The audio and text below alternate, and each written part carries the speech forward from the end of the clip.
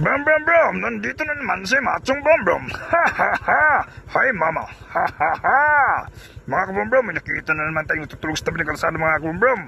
Bigyan naman natin ito ng pagkain, let's go! Punta tayo sa McDo mga kabrom brom para bumili ng pagkain para ibigay doon sa natutulog sa tabi ng kalsada. Nabigay na naman tayo ng pagkain ngayong gabi mga kabrom brom. At least man lang, natulog tayo mga kabrom brom.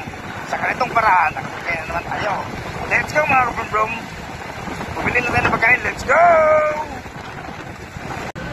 Dito na tayo sa may McDo mga kabrom-brom. Bibili na tayo ng pagkain para ibigay doon sa natutulog sa tabi ng kalsada. Let's go mga kabrom, pasok tayo, let's go.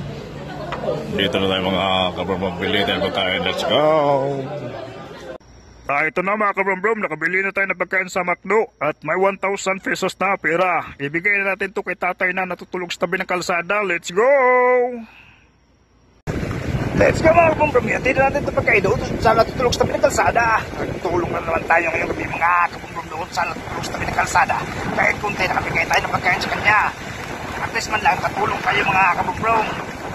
Para pag-gising niya mga maga, may pagkain siya. Let's go mga kabrom-brom, yatin na natin ito pagkain, let's go!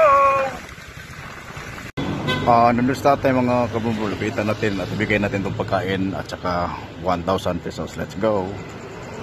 Dito siya kabumbog.